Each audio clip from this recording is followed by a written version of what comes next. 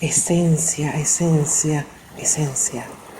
Según el diccionario, esencia es lo que constituye la naturaleza de las cosas, lo permanente e invariable de ellas. Es lo más importante y característico de una cosa. También puede ser un perfume con gran concentración de sustancias aromáticas, mientras que esencial es aquello sustancial, principal, notable, perteneciente a la esencia. Esencia, esencial.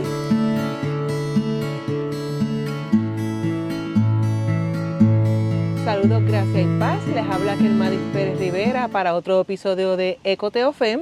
Y como podrán ver, estamos en un lugar un poquito diferente al que acostumbramos. Nos salimos del área del bosque de la cordillera y estamos hoy en la playa.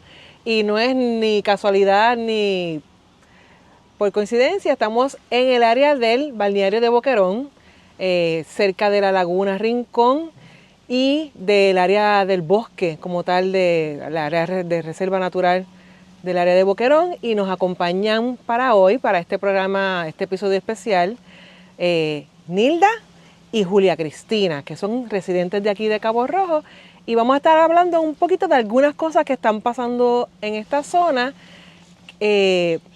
y las estamos relacionando con el tema de ecojusticia como tal. Así que vamos a empezar por acá con ustedes. Gracias por acompañarnos en el día de hoy, en este espacio. Así que para esa primera pregunta que les tengo, ¿qué es el proyecto Esencia?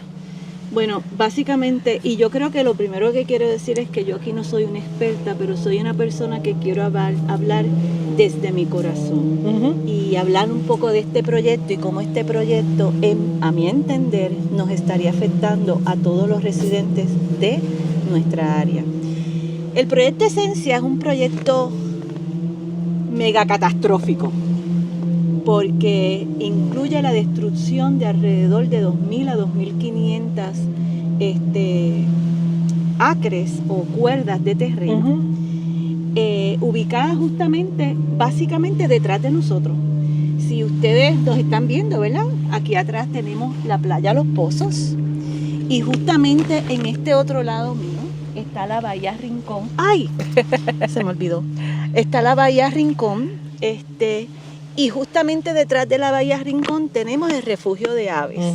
O sea que aquí hay un sinnúmero de áreas protegidas que hasta este momento han sido vírgenes. Por alguna razón la han sido, porque cuidan nuestro ambiente, porque cuidan nuestras aves, porque cuidan la fauna. Y este proyecto, en mi opinión, viene a destruir todo lo que tenemos. ¿Cómo va a destruir? ¿Y quieres que añada un poquito más sobre eso?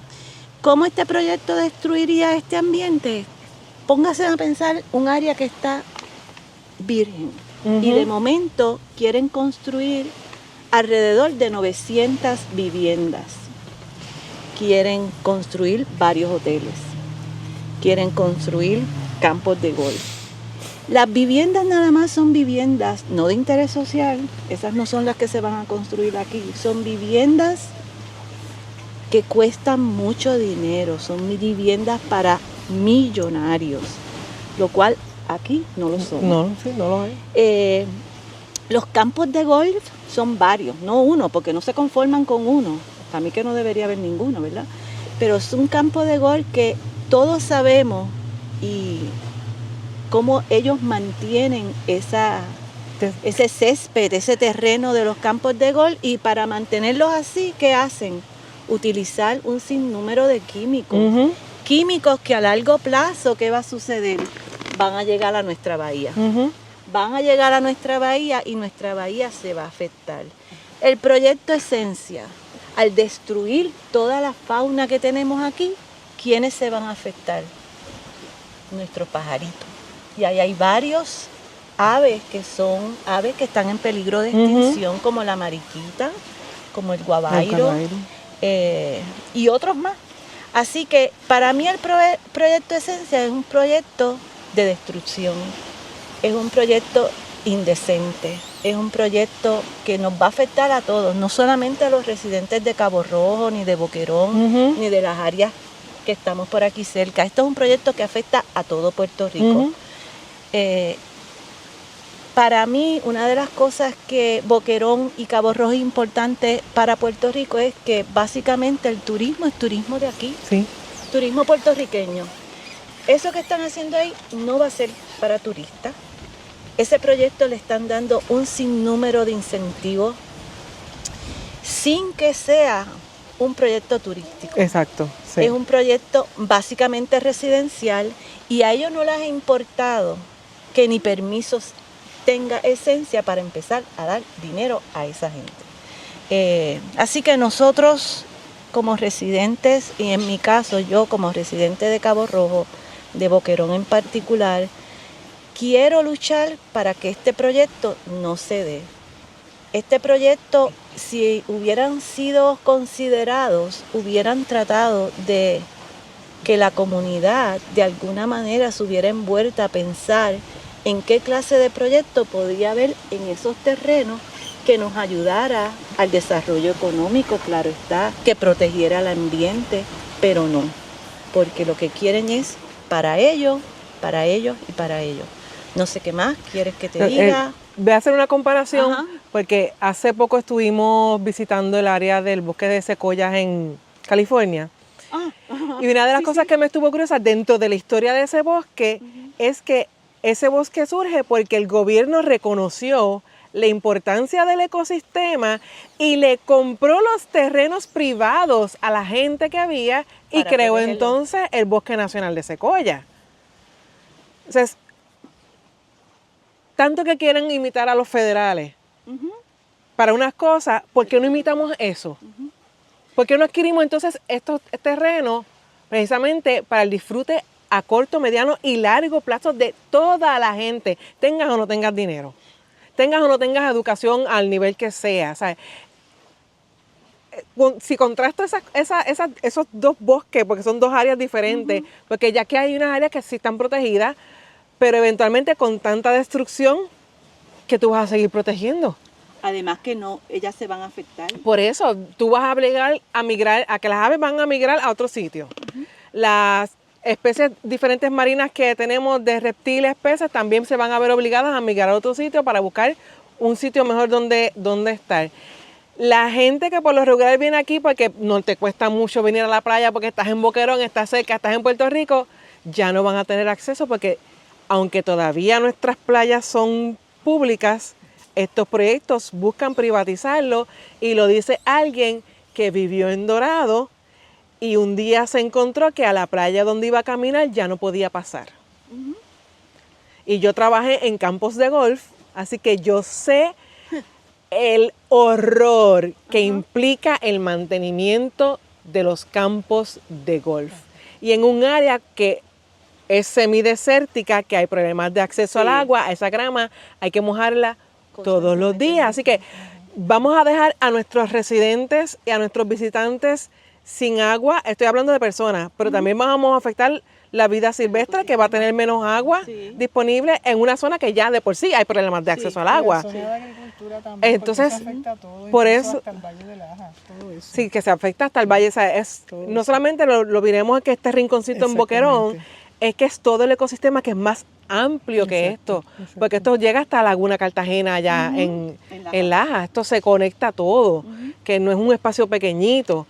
Y entonces, o sea, es una de las cosas que yo quería también que la gente viéramos, no solamente hablándolo con ustedes, sino las personas que después también nos vean y nos escuchen. Y tú mencionas eso de los campos de golf y me acuerdas que ese documento de la DIA, ¿verdad? Una de las cosas que las personas especialistas que lo evaluaron señalan constantemente es que esos documentos están incompletos, que esos documentos incluso incurren en faltas de ética porque mienten.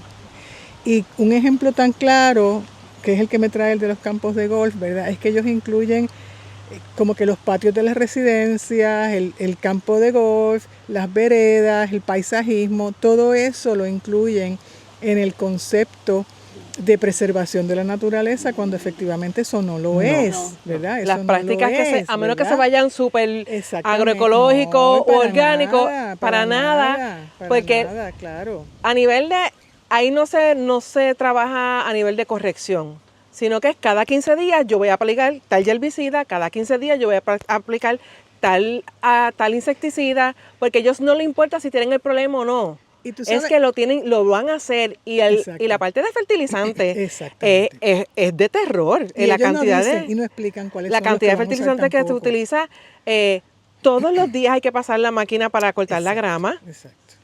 porque hay que mantener los greens a los ciertas greens. alturas. O sea, los campos de golf son áreas de alto mantenimiento y la cantidad de recursos que se consumen. Claro. Recursos en gasolina para mantener todos esos equipos, Claro. los plaguicidas, todos los abonos químicos, el recurso humano, porque tú tienes que tener gente especializada en ese tipo de equipos y de mantenimiento. Ahí se supone que tengan unas licencias especiales para esos manejos de esos químicos, Ajá. pues yo tuve esa licencia Claro. y la dejé vencer porque yo dije, yo no voy a seguir bregando con esto, exponiéndome. ni exponiéndome a mí, ni exponiendo a nadie más. Claro. O sea, Sí. y eso solamente nos quedamos en el campo de En golf. el campo Sí, y de además, golf.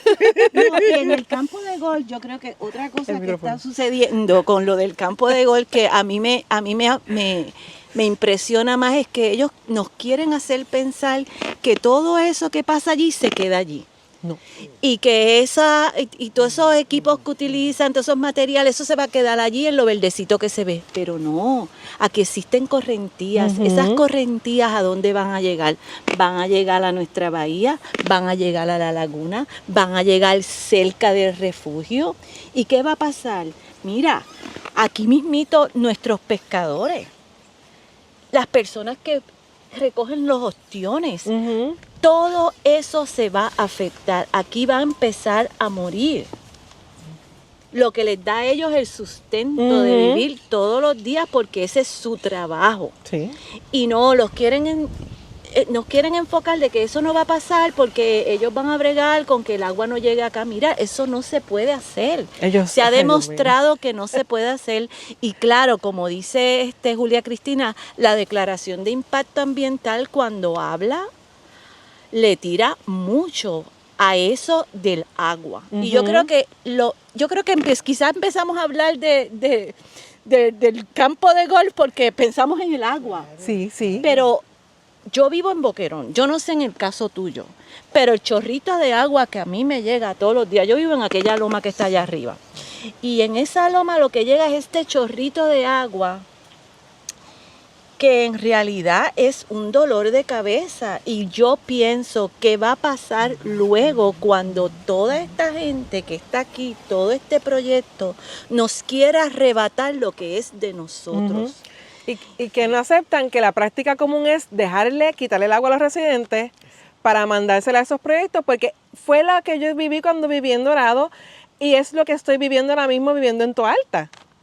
Cómo nos quitan el agua a los residentes, especialmente las horas durante el día, para enviarla a otros proyectos, pero en los documentos no está, pero en la práctica sí. Yo pienso que mirando muy cuidadosamente lo que, vuelvo y digo, lo que los especialistas, las especialistas y los especialistas han reaccionado frente a ese documento, en primer lugar es que eso es de una complejidad muy grande, que eso no se puede simplificar a 2 o 3 eslogans y se acabó. Hay una complejidad de problemas muy grandes con un montón de consecuencias, unas matizaciones muy finas que efectivamente las personas especialistas han hecho. Y son las personas que han podido desenmascarar qué es lo que hay exactamente detrás de eso. Por ejemplo, cosas tan sencillas como tú lees, sí, ellos van a sembrar. Y tú dices, pues está bien. Pero entonces se explica muy claramente, no, es que tú no puedes sembrar cualquier cosa, Exacto. ¿verdad? Tú tienes que tener mucho cuidado cuáles son las especies que tú vas a sembrar ahí y cómo tú al arrancar lo que había, eso no se puede sustituir, ¿verdad? Una vez que tú destruyes eso ya no tienes remedio. Y no se trata de tú sembrar, porque incluso si traes especies que son extranjeras, ya tú acabaste con toda esa cadena. Sí. Y eso no tiene remedio, ¿verdad? Así que, como ellos muy bien dicen, no se puede mitigar lo que se destruyó. Exacto.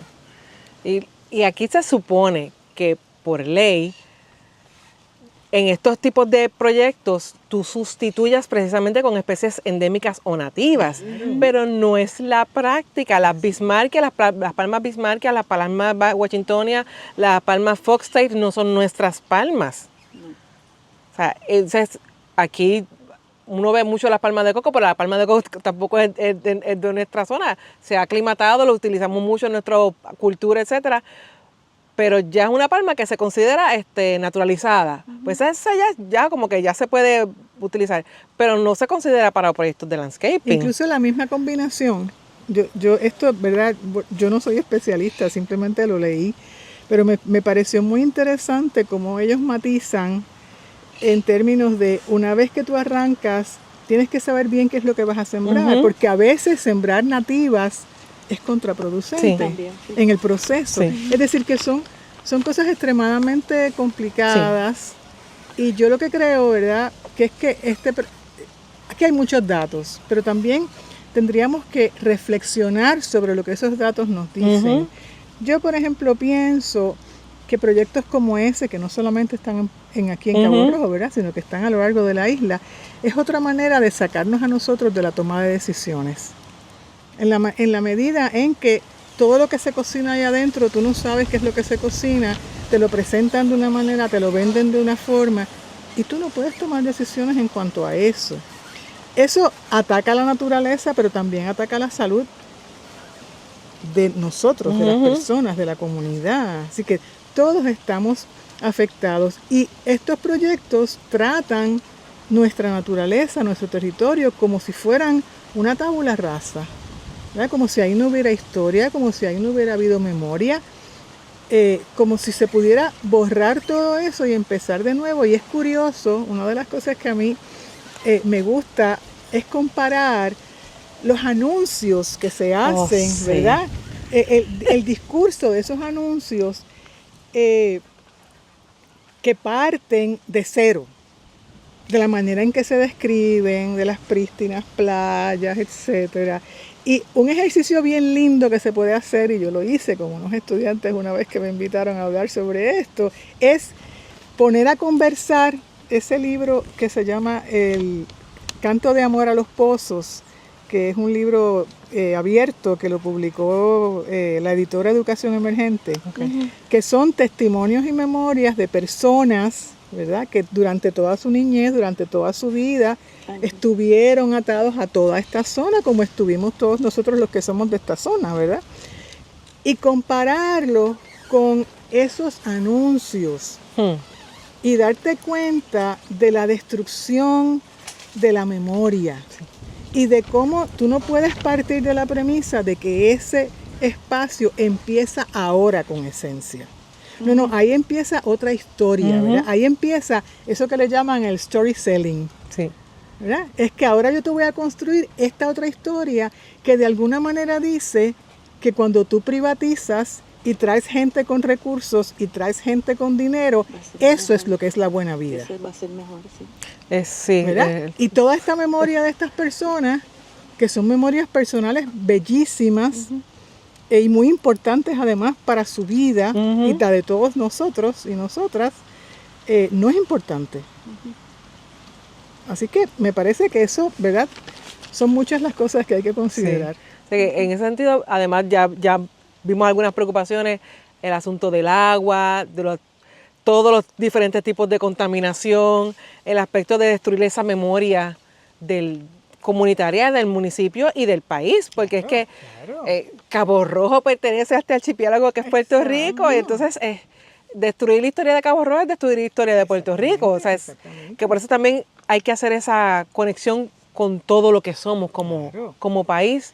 Lo que está pasando en Vieques, lo que está pasando en Arroyo, lo que está pasando en San Juan, todo nos afecta. En Rincón, Aguadilla, en Dorado, que la gente casi no habla de lo que pasa en Dorado, pero o sea, Dorado, yo que viví ahí, yo digo, hay dos Dorados.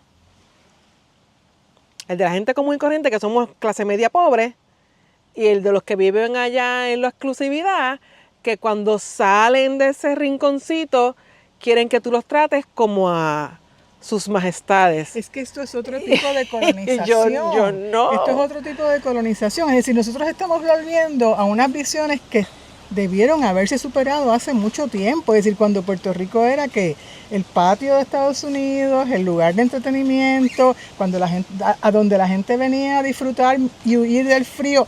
Es decir, a eso es que nosotros queremos volver. Y también una nueva forma de esclavitud. Claro. Porque claro. con lo que lo que se le paga a las personas aquí por sus trabajos versus el costo de vida que aquí, si en Estados Unidos ha aumentado el costo de vida, aquí es peor.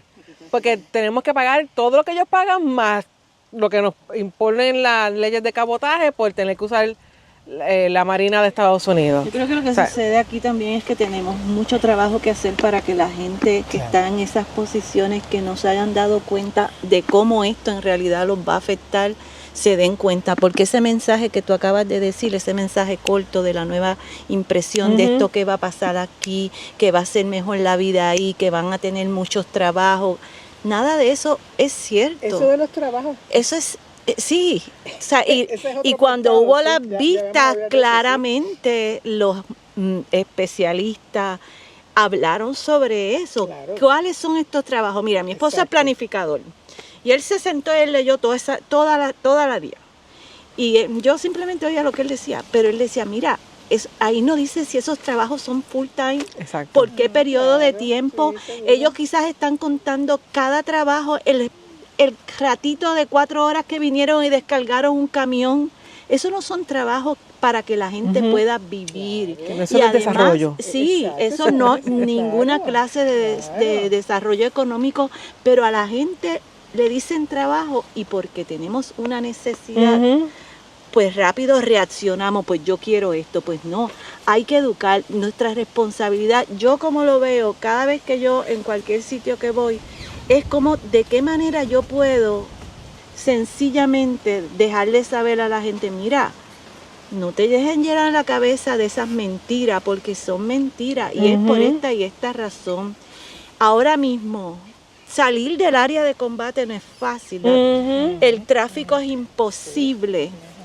La DIA, y lo digo yo voy a repetir, como dice mi esposo, él se enfocó en lo de la transportación. Dice, eso va a ser imposible. Claro. Aquí no se va a poder, esa gente no va a poder salir de allí, no van a poder llegar a sus trabajos, no van a poder en realidad llevar a sus niños a su escuela a la hora que tiene que ser. Estoy hablando de residente, común y corriente. Común y corriente en situaciones normales. En situaciones normales. Pongamos una emergencia. Sí, no, emergencia, olvídate. Aquí ya ha habido experiencias bien negativas. Y yo quiero hablarle un poquito, volver atrás a lo del agua, la responsabilidad de nosotros las mujeres, que somos las que estamos en su mayoría. Y esto lo digo por comentarios, cuando hicimos visitas a las diferentes comunidades, con las mujeres que viven en combate, que son las que cuidan a sus familias, que son las que se quedan allí, que son las que pasan el trabajo día a día por la falta de agua. Y yo vuelvo a traer lo del agua porque para mí, para ellos eso fue lo más importante. Sí, el agua es esencial. Y en realidad, cuando les llegaba el agua, ¿qué pasaba? El agua era más brown que el café que se habían tomado por la mañana. Entonces, nosotras como mujeres también entonces nos limitan más a poder hacer más por nuestras comunidades, porque en realidad es una carga muy grande. Sí. La carga es horrible. Y yo quería decir eso, porque para mí eso es, mira, tú sabes, yo oigo a las mujeres y para mí eso es como que me da el tucutuco en el corazón de que es verdad. Y una cosa que no se habla formalmente porque al gobierno no le conviene admitir esa estadística de la feminización de la pobreza en Puerto Rico. Exacto. Y del rol que las mujeres han asumido al ser cuidadoras. Exacto. De cómo eso limita otras funciones que pudieran estar activas en otros aspectos de la vida social. O que han dejado los trabajos. Claro. Es que parte de la narrativa es hacernos creer que el desplazamiento es progreso. Ajá. Gracias. Y eso, francamente, no. Tú sabes la cantidad de tiempo que en este país nosotros llevamos sufriendo eso. en diversas maneras, ¿verdad? Por ejemplo, aquí se nos ha quitado la manera de enseñar para traer otra forma de enseñar. Los comercios locales han estado toda la vida enfrentados a eso. Son tantas las parcelas. Entonces tú te pones a pensar, parte de la promoción es, eso salió en los periódicos, todo ese convenio con la Universidad Ana G. Méndez, de ahí van a salir los cocineros, de ahí van a salir no sé qué cuántos trabajos. Pero es lo que tú decías hace un rato. ¿Dónde está Ana G. Méndez? Ana G. Méndez aquí en Cabo Rojo. Ah, hay una aquí en Cabo Rojo. Ok, por eso, porque la que yo conozco, la alma mater está allá en el área. En Cabo Rojo hay un recinto. Ok. Y eso se presentó con bombos y platillos, ese convenio, ¿verdad? El otro día vi que no lo he podido ver, no he podido saber si eso es verdad o no. Vi rótulos Esencia patrocinando el Festival de la Langosta. Sí, eso salió.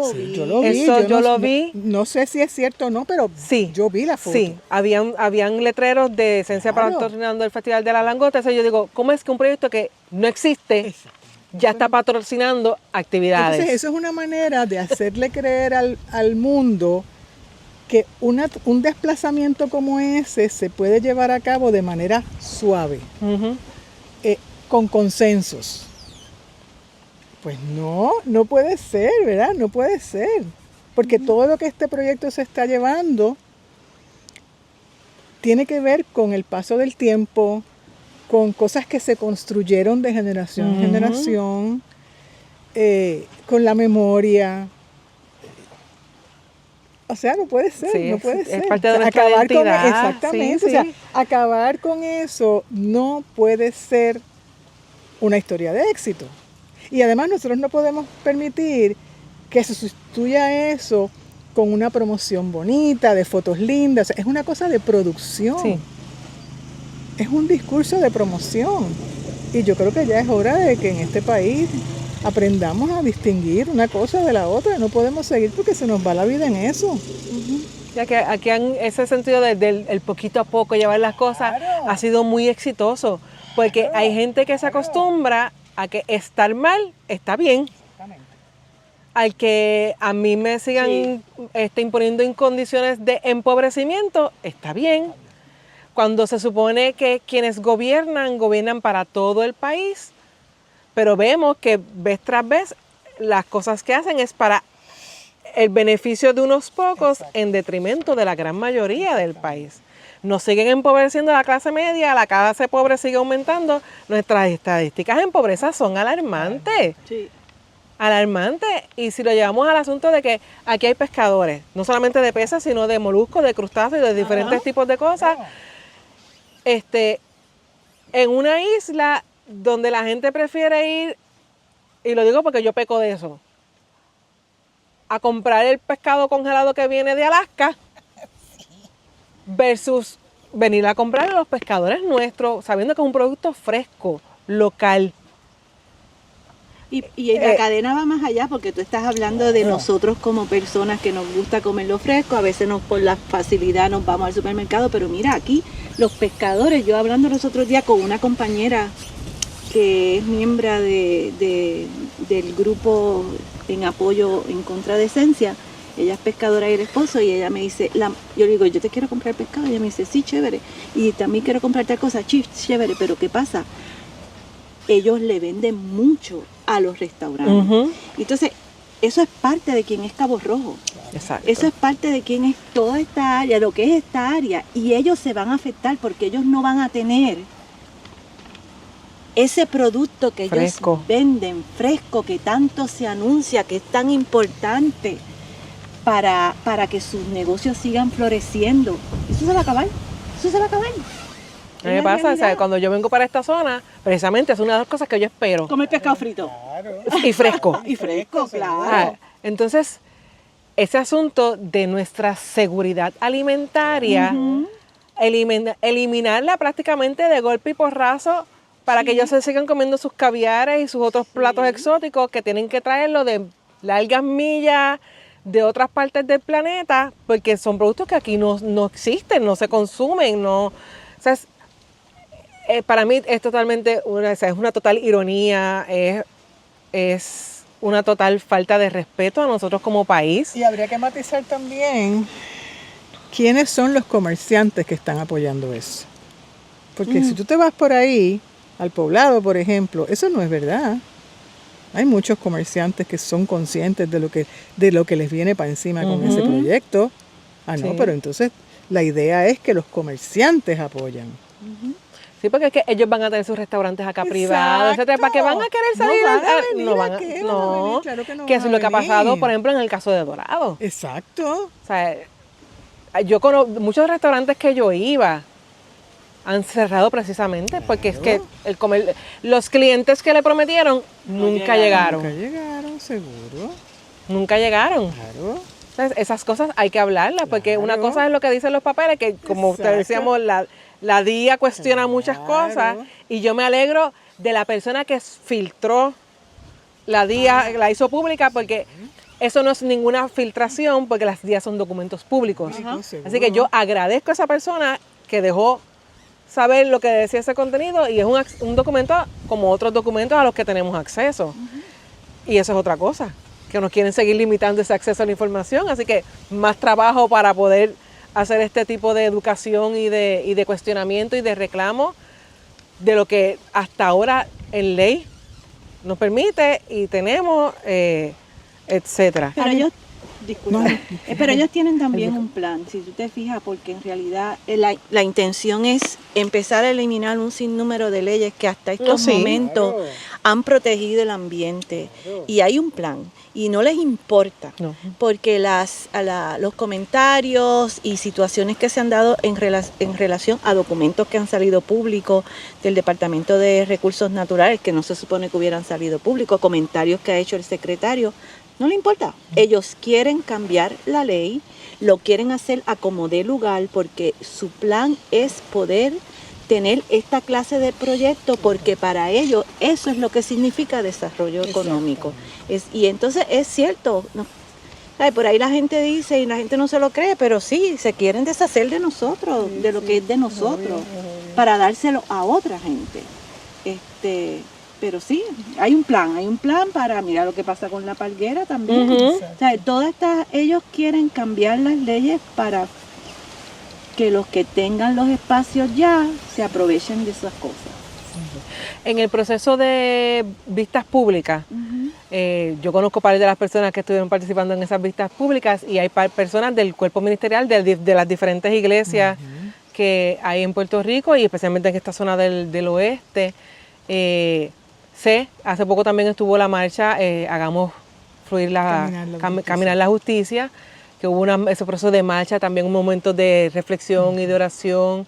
Ese día yo quería estar, pero no podía estar porque estábamos en California en ese momento, así que participamos de forma indirecta. Pero la iglesia, en cierta forma, ha estado presente. Cuando hablo de la iglesia, hablo en términos generales.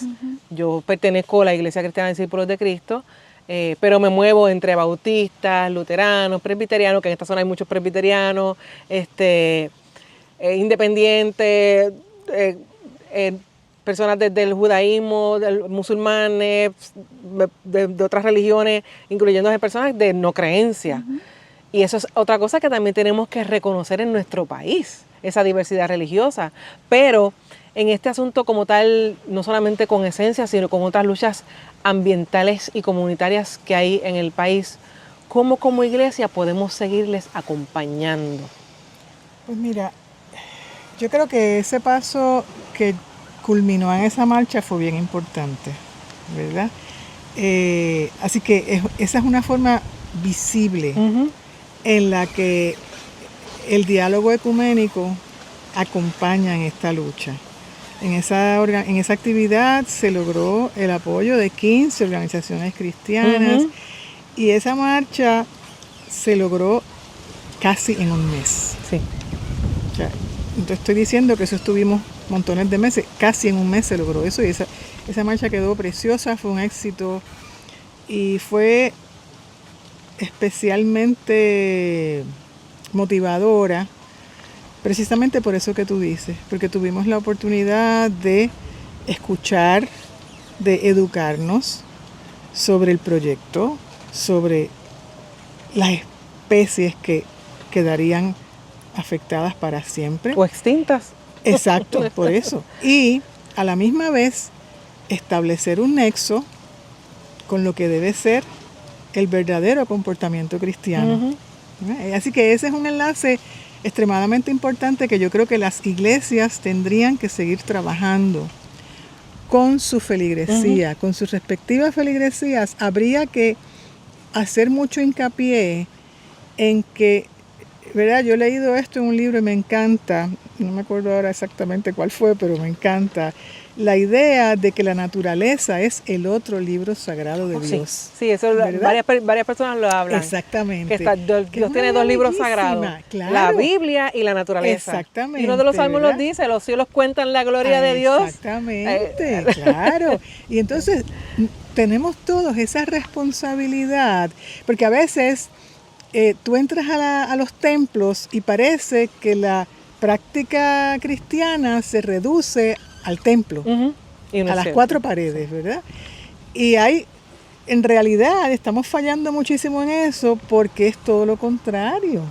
¿Verdad? Es en la cotidianidad, es en la compañía de cosas como esta, de problemas que nos afectan a todos. Ahí todos los cristianos tendríamos que estar. Y me parece que desde las iglesias se puede hacer un trabajo muy grande en cuanto a eso.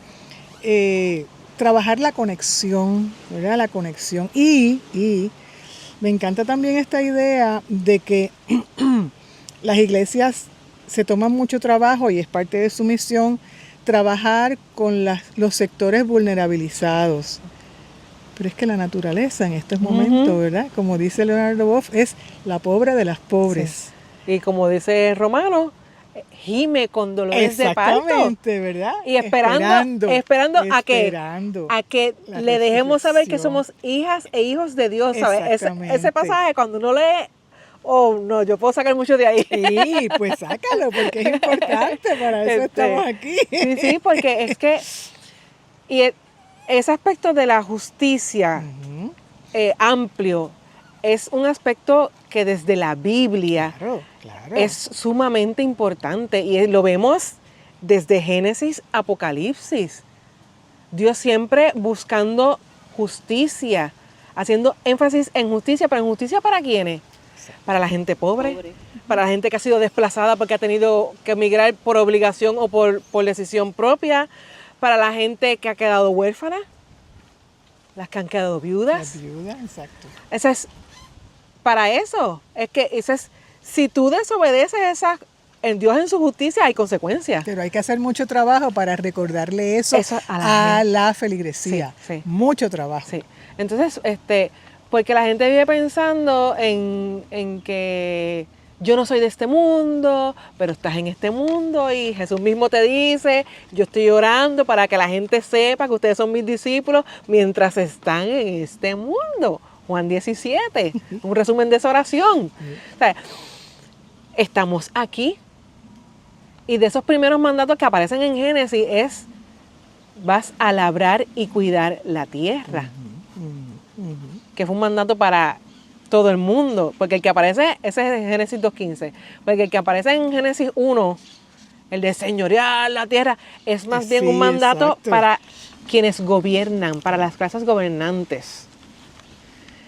Y se espera que tú gobiernes y domines, porque la traducción que tenemos, esa palabra está mal traducida, y es una traducción intencional para justificar nuestra debacle. En ese sentido, de sentirnos superiores a la naturaleza y no sentirnos parte de la naturaleza. Exactamente. No sentirnos que un somos, elemento más. O nos olvidamos que también somos creación de Dios, somos criaturas de Dios. O sea, si lo trabajamos todo desde ahí, la gente va a ver las cosas bien diferentes. Por ejemplo, hace poco la gente descubrió el sapo concho. Sí. Y yo he conocido el sapo concho toda mi vida. Claro. Precisamente por cómo me educaron. Y no solamente en la escuela, sino en mi casa, en mi familia. Las diferentes especies de coquíes que tenemos, porque la gente habla del coquí, no, son varios. Y de escucharlo nada más en casa, yo logro identificar 3 especies por noche, mínimo 3. Pero sé que hay más. Entonces, cuánta desconexión tenemos precisamente de eso, de si afirmamos que la naturaleza alaba a Dios, ¿cómo es posible que no podamos distinguir las voces que están alabando a Dios en la naturaleza? Esa desconexión. O sea, por ejemplo, aquí, esos momentos en que el oleaje baja y se escucha, para mí esos son susurros de Dios. O cuando ese árbol trina. Sí, trina también, es como que algo me incomoda, o estoy aquí, existo, te estoy dando sombra, pero también le estoy dando casa a los pajaritos, que ese zorzal no se ha ido, Fíjate que no ha importante acompañado. eso que tú estás diciendo, porque también en Puerto Rico, bueno, y en todas partes del mundo, ¿verdad? El movimiento ecológico se asocia mucho con que es que la gente se opone a todo, ¿verdad? Si desde las iglesias empezamos a trabajar eso que tú estás diciendo, ese acerto no se aceptaría. Porque todo lo contrario, ¿verdad? Se vería que precisamente los ecologistas están haciendo lo que tendríamos que hacer todos y todas. De hecho, a mí, el asunto del desarrollo económico, mira, ¿quién quiere seguir viviendo en pobreza? Nadie. Pero el asunto de que siempre tendrán a los pobres, la gente lo toma como excusa, pero en realidad ese texto de que siempre tendremos a los pobres es una crítica al sistema que crea la pobreza. Claro. Entonces, pues vamos, desarrollo económico. ¿Por qué no seguimos trabajando en pro de lo que se llama la economía circular o la economía solidaria? Y seguimos con este modelo que vez tras vez se ha recomprobado y se sigue demostrando de forma atropellada, estridente, como quieran llamarlo, violenta, que es un fracaso. Porque volvemos, es un modelo que beneficia a unos pocos que ya, o sea, enriqueciendo a los que ya están enriquecidos y empobreciendo a los que quizás ya no eran pobres. Exacto. Y empobreciendo más a los que ya. Que cada vez está siendo más grande. Amplia esa brecha. No, vamos a considerar otros modelos económicos que ya existen y se están practicando en diferentes lugares, que es el de la economía solidaria y la economía circular. Pero ¿qué rol tiene la iglesia entonces para empezar a educar a la gente? Bueno, la iglesia está llamada a usar su voz profética. Sí. La voz profética. A veces se les olvida y que de qué manera los feligreses se pueden crear presión en las iglesias a los que ellos participan. Hay que preguntarse, ¿verdad?, qué es primero, si el huevo o la gallina en cuanto a eso, ¿verdad? Eso es bastante difícil de resolver. Yo, por ejemplo, también pienso que las iglesias tendrían que ser lugares para recibir el dolor de la gente. Sí. Todo este estrés en el ambiente, toda esta destrucción, nos agobia. Sí. Porque ahora mismo con este calor, o sea, de verdad, vivir en este país se ha hecho bien difícil. Sí, bien difícil. Sí. Bien difícil. Si ya tú no tienes ni siquiera los 2 o 3 meses de fresquito. Exacto, de respiro. Así que las iglesias son lugares para recibir ese agobio. Y como decíamos hace un rato, es mayormente de las mujeres. Sí. Y las mujeres somos quienes mayormente tenemos el trabajo en las iglesias, quienes participamos en las iglesias, quienes aportamos económicamente a las iglesias, pero no necesariamente las que están en posiciones de liderazgo dentro de las iglesias. Exactamente.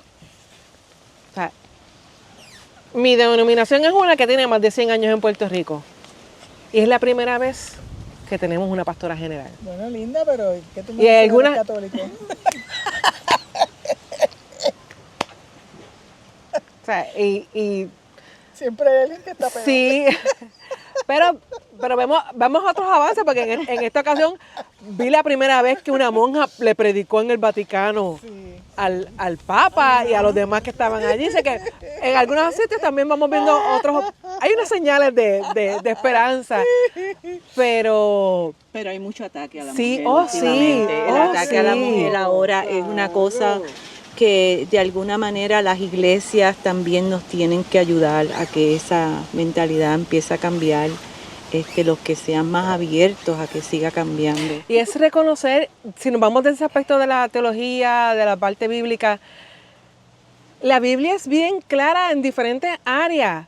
El plan original de Dios es que fuimos hechos a su imagen y semejanza, Claro, en equidad. en equidad, Ese fue el plan original de Dios. seguro, Quien lo claro. daña es el ser humano, El la ser desobediencia del ser humano. Y ahí es que se establece esa supuesta Cuando empiezan jerarquía. las jerarquías, que cuando tanto daño empiezan nos las hace. oficializaciones, El mismo todo eso, Jesús, claro, cuando claro. trataba con las personas, cuando trató con las mujeres en contextos donde se supone que no tratara con mujeres.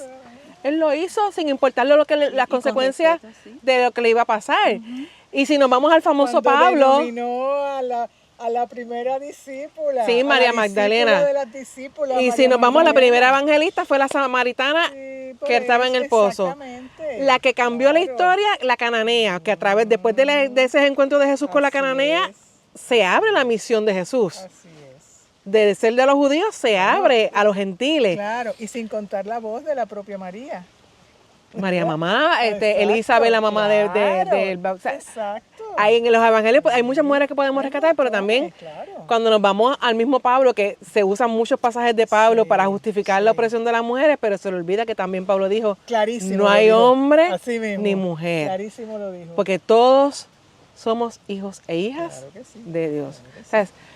¿Por qué seguir haciendo énfasis en las cosas que nos oprimen, en las cosas que nos dividen, cuando el plan original de Dios es que somos su imagen? Y esa es otra de las Su tareas. semejanza. Esa es otra de las tareas. Sí, de la de construir.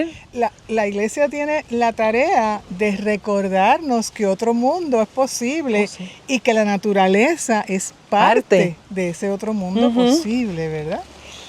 Así que yo no sé si tendremos tiempo, pero desde el chat del Ajá. movimiento ecuménico me mandaron unas cuantas ideas sobre Perfecto, cómo la iglesia pues muy bien. podía ayudar, así que si me permite. Sí, adelante, mejor porque sabemos que también eso viene Eso, desde la iglesia, desde personas de la iglesia. Sí.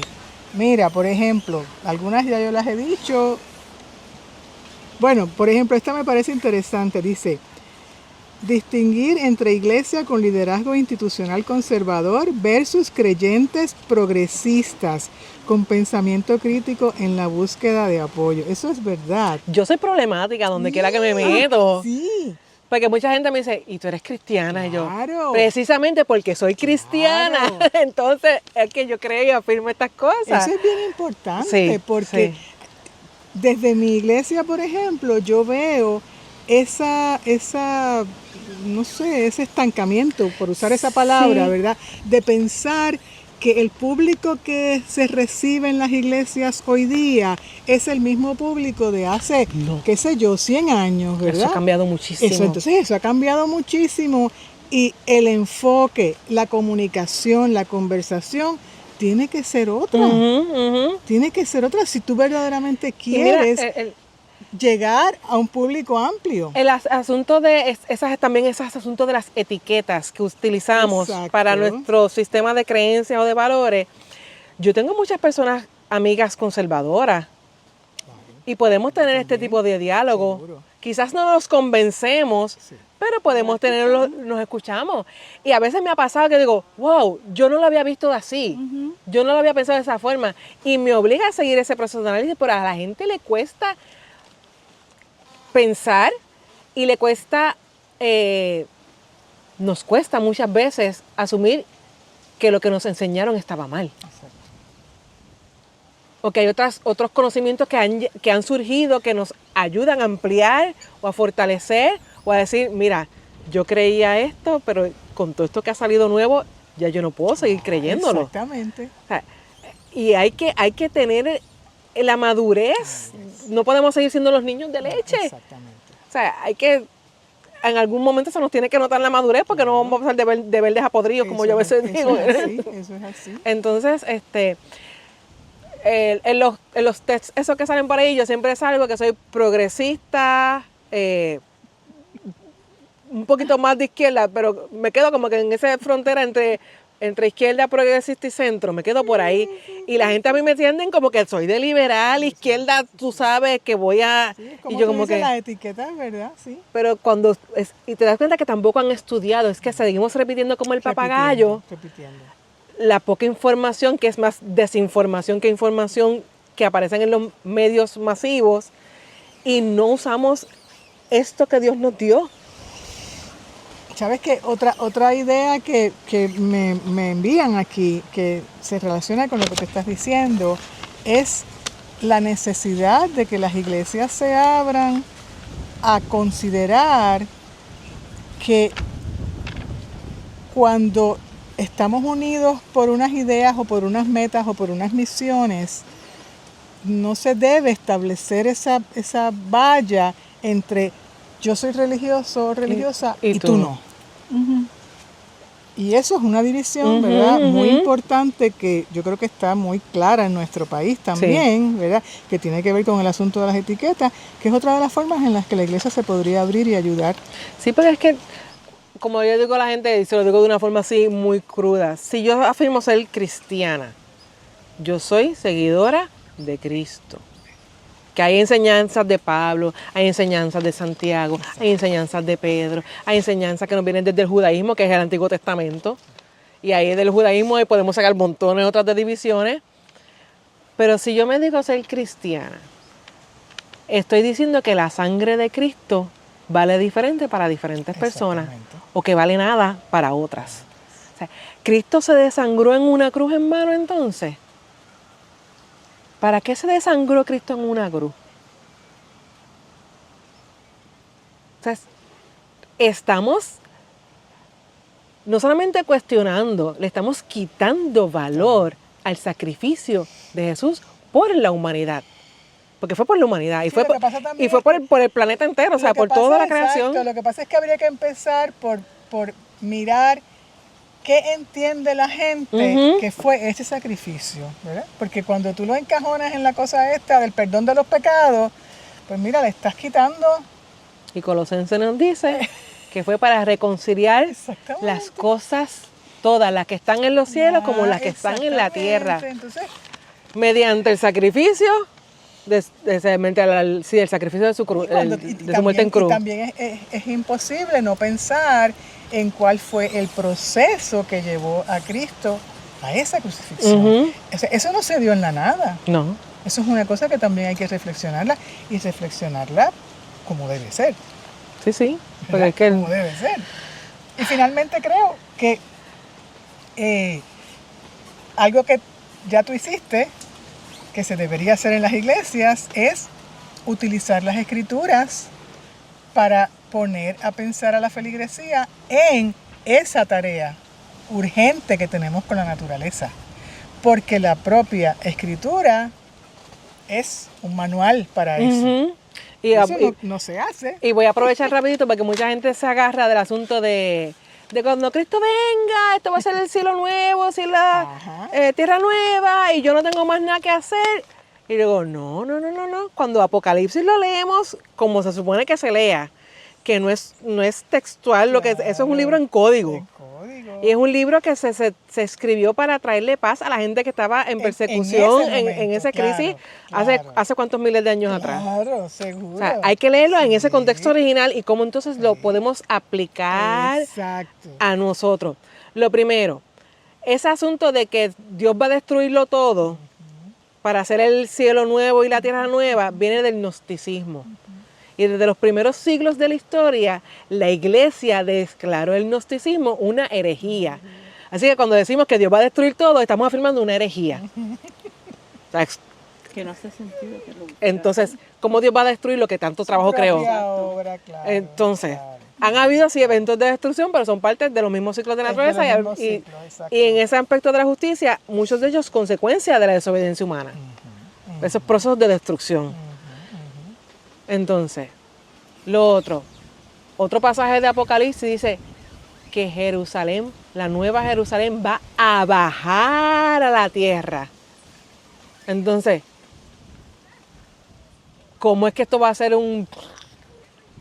se acabó, se explotó todo ¿a qué va a bajar? ¿A dónde? Si no va a haber nada. O sea, y eso es en el poco entendimiento que logramos tener en nuestra capacidad humana, porque nunca vamos a poder entender lo que Dios está pensando y cuáles son sus planes finales. Entonces, me tengo que reafirmar entonces en lo que viene desde el Génesis. Te toca cuidar la tierra, te toca cuidar a las personas que están afectadas, te toca cuidar a quienes están en desventaja. Te toca cuidar tu corazón, porque también nos olvidamos de cuidar nosotros. Como yo digo a la gente, Dios inventó el trabajo, pero también se inventó el descanso. Y no nos están dando break para descansar. Entonces tenemos que volver también a recuperar esos aspectos. Ya ves que hasta las fiestas familiares las hemos perdido por los apagones. Sí, sí, el aspecto de descansar, de poder sacar también los espacios para lamentarnos. Tenemos un libro en la Biblia que se llama Lamentaciones. Exacto, por eso, sí, sí. Entre los salmos hay muchos salmos que son salmos de lamentaciones y están los famosos salmos imprecatorios. Que esos cuando tú los lees son los que no queremos leer porque Señor, ¿hasta cuándo? ¿Y cuándo vas a permitir que estos que me están haciendo injusticia sigan por ahí haciendo de las suyas? ¿Sabes hasta cuándo? Eso es parte de como país, tenemos que volverlos a recuperar, y crear esos espacios en nuestros cultos, porque no todo es que estamos bien, no estamos bien. No estamos bien, eso hay que reconocerlo. Y entonces, como decía hace poco alguien, es la época en que tenemos que conectar los salmos imprecatorios con los salmos de esperanza. Porque si no también no nos podemos quedar en el lamento. Hay que sacar nuestros momentos para lamentar, pero también hay que sacar los momentos para mantener la esperanza y para descansar. Porque justo es decir que en nuestra isla también hay muchos focos de esperanza. Oh, sí. Eso también es la verdad. Sí, porque es que para mí, salir de mi casa, de Toa Alta, llegar hasta acá, hasta Cabo Rojo, yo venía todo el camino mirando, observando, viendo esos diferentes, digo, aquí está tal grupo, aquí está este otro grupo, aquí está esta organización. Yo fue como que estamos medio regados y a veces como que no nos damos cuenta, pero estamos. Y eso es adiestrarse a mirar, porque mira que esa carretera la han puesto fea. ¡Ay, sí!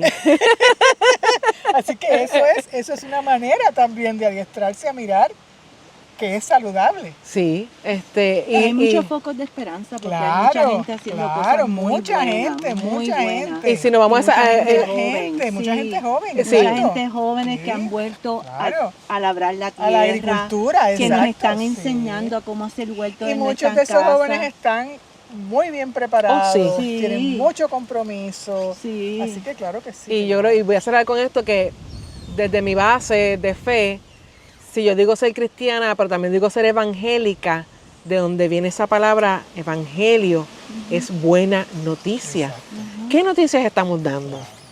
Entonces, si son buenas noticias, tenemos que dar buenas noticias, tiene que haber esperanza. Y si nos vamos al fruto del Espíritu, que yo le digo a la gente, le digo, es un solo fruto, como una mandarina, que tiene diferentes gajitos. Un gajito es de amor, otro gajito es de fe, otro gajito es de benignidad, otro gajito es de mansedumbre, pero hacen una sola fruta.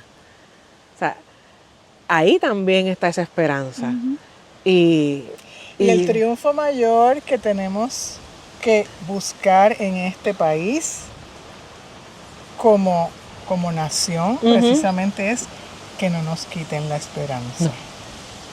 Que no nos convenzan de que no hay salida, de que no nos convenzan que esto es así y no se puede hacer nada.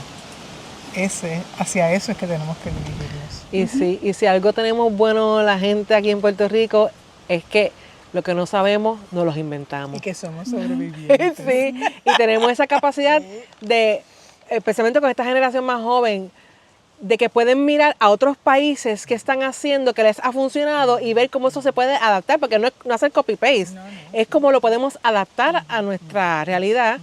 Y ahí también yo veo mucha esperanza porque yo tengo una hija, tiene 20 años y ella es de las que quiere quedarse en Puerto Rico. Entonces, y como ella desde el espacio que está, ella se ve sí, en algún momento que va a salir. Pero quiere regresar. Pero yo te digo, eso es una cosa bien linda que está pasando en este país. Bien linda. Yo, por ejemplo, que fui profesora universitaria toda mi vida, veo eso mismo. Tantos estudiantes que yo digo, wow, están pasando la salsa y el guayacán. Sí. Pero no se van. Aquí se quedan y tú los ves haciendo 1000 cosas a la vez. Pero la opción de irse no existe en sus cabezas. Contrario a otras generaciones que era la primera opción. Eso para mí, a mí eso me suscita una admiración infinita.